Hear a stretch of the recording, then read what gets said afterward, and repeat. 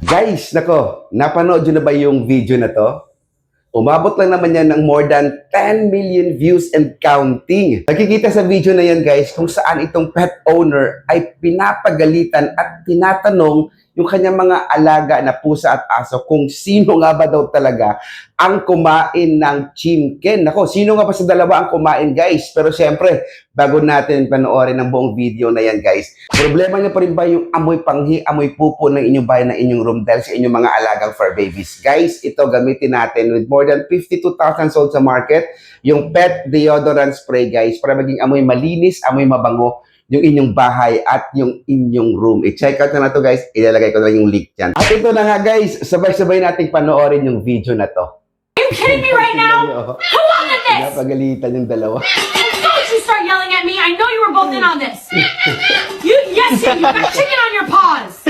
Ang tanong, sino nga ba talaga ang kumain ng chimken? Mag-comment nga kayo guys dyan sa comment section.